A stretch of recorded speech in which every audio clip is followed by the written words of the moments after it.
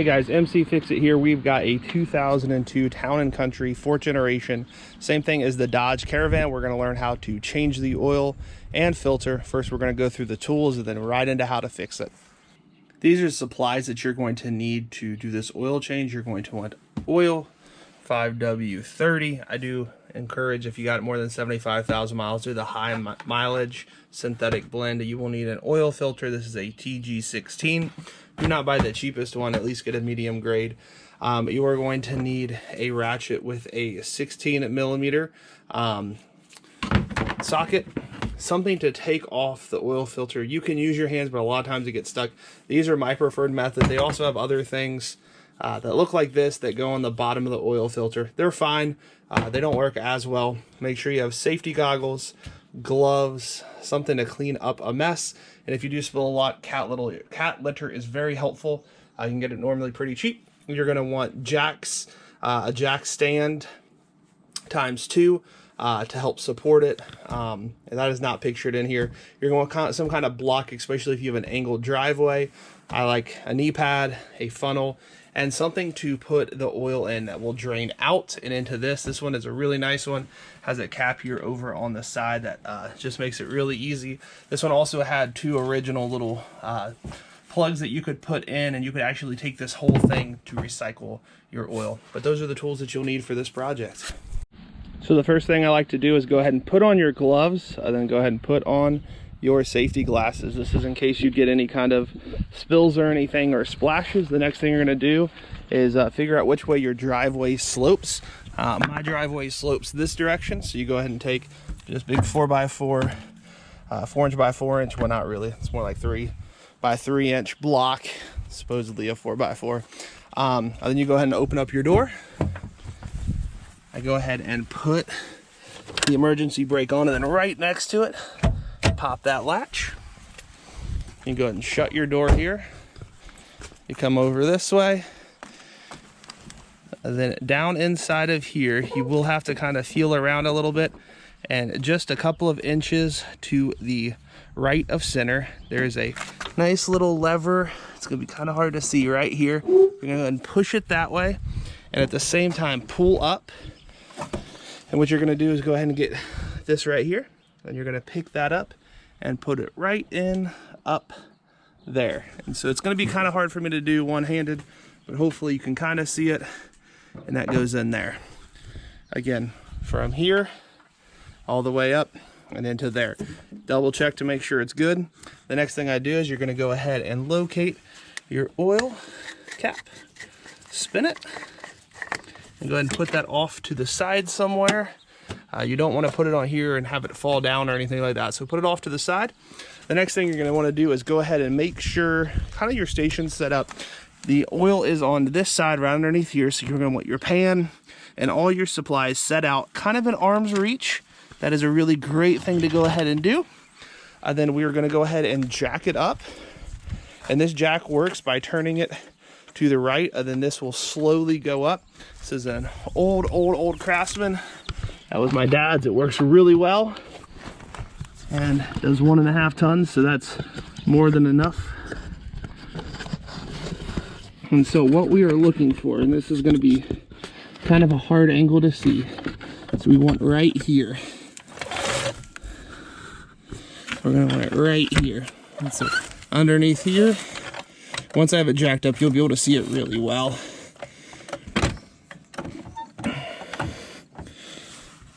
Just so you can kind of see where that is at. It's right on that. It's like your motor mount right there. Right next to where all that bolts down, and then you go ahead and start jacking it up. Each jack's a little different. Some of them are really fast and only takes a couple of pumps. Some of them take a whole bunch more than that. You will start hearing the tires coming off the ground a little bit. You may have already heard that in my video.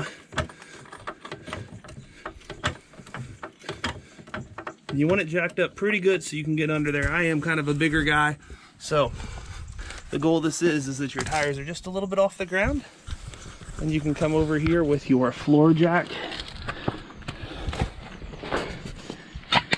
and with your floor jack, and go ahead and line it up right up underneath here. And if you don't like that area, there is another place you can do it. This is the area they tell you. You can actually come right over here to the frame. So if you don't like doing it there, you can come right over to the frame. Do be careful not to hit any of your pipes behind there. That can do some damage.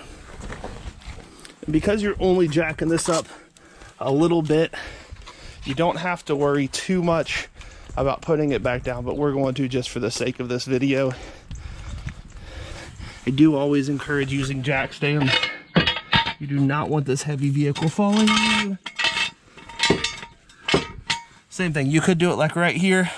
You can see the grooves that are naturally there, but I like to actually put it right there on the frame. Yes, I live in the north, quite rusty underneath, and I've replaced almost all of that over the life of this vehicle.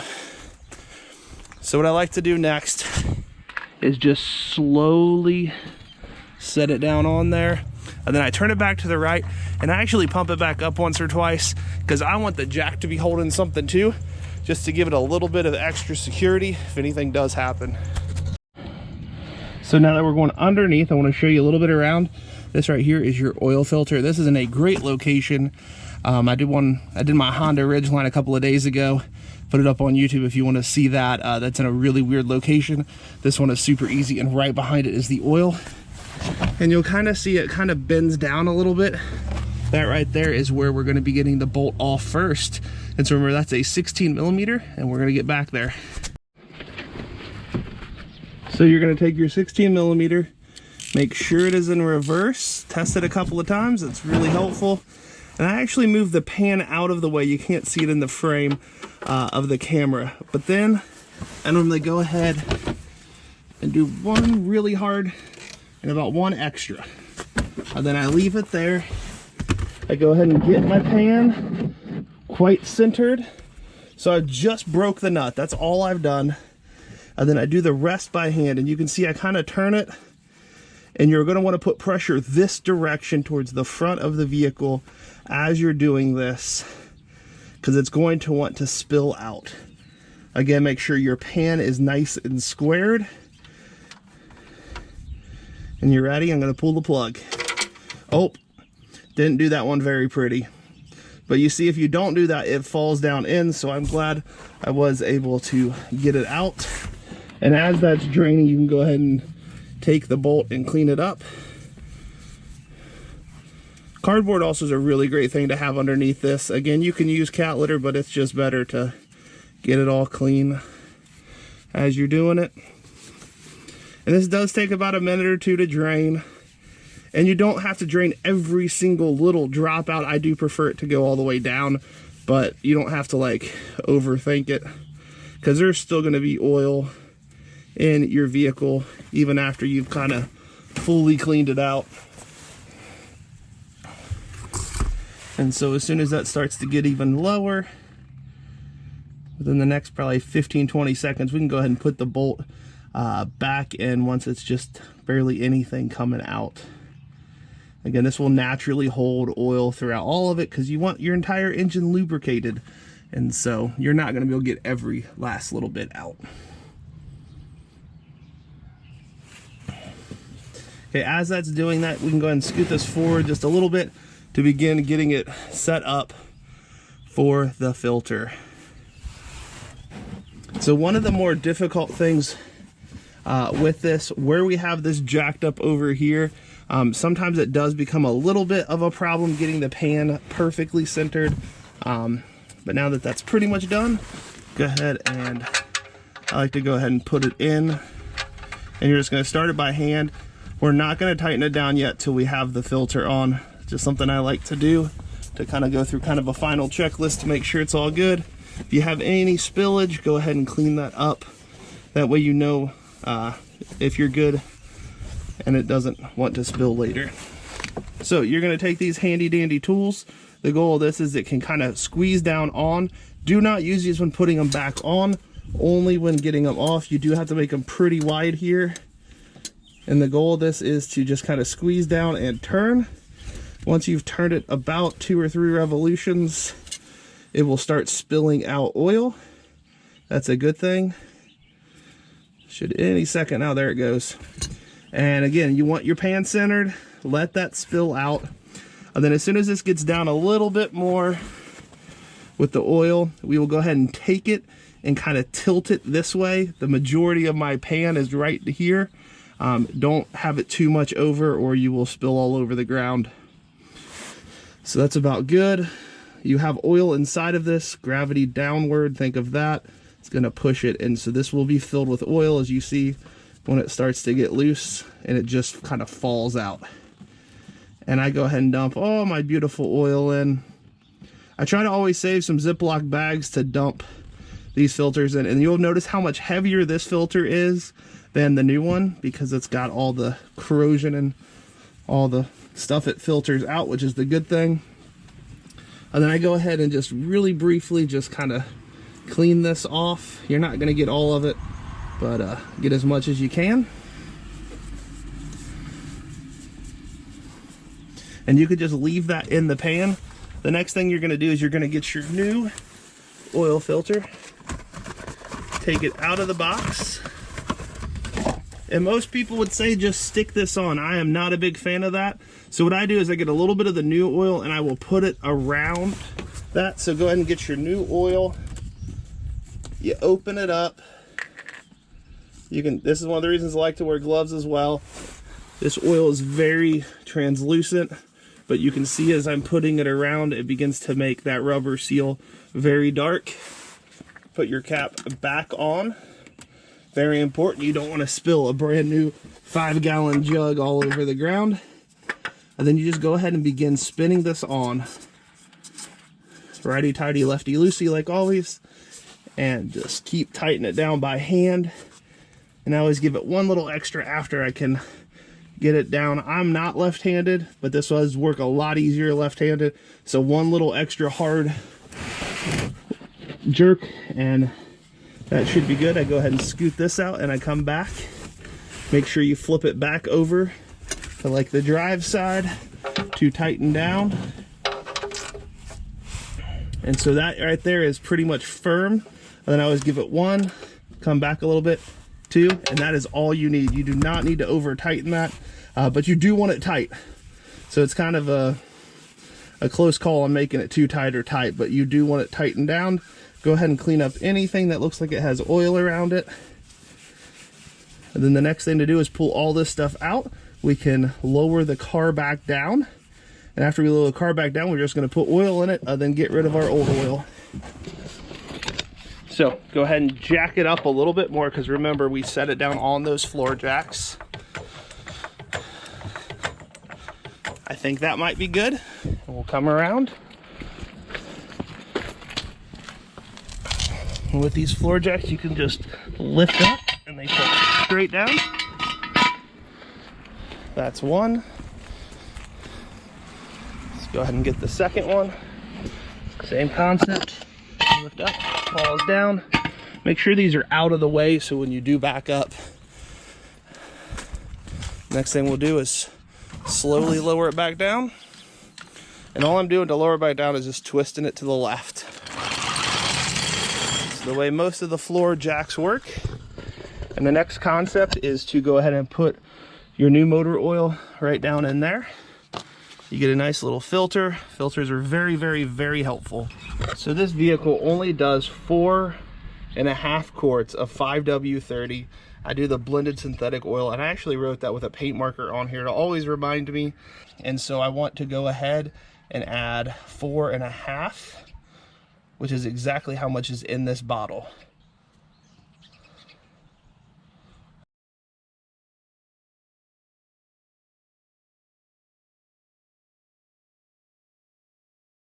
So that one will be an empty bottle. We will pour the old stuff back in that in just 1 second. What I like to do is have a clean shop rag, and you can actually hear it going down through the engine, which is kind of cool. Go ahead and clean all the way down. And what this is going to look like is we want it to be about 3/4 of the way up, right before the max line. And if that's not the case, I will add a little bit more in. And sometimes new oil, it does need to go around the engine once or twice to get really to where the correct is. This is just a touch past that. but you can see it's about right there. So it's not all the way to the max, but it almost is really close, which is fine. All brand new oil in there. With this, do be careful, go ahead and pull it out straight. And I like to kind of just have a rag nearby so you're not dripping oil anywhere. Tighten down your original cap. And it will click on this one, so that makes you know you got it how it's supposed to be.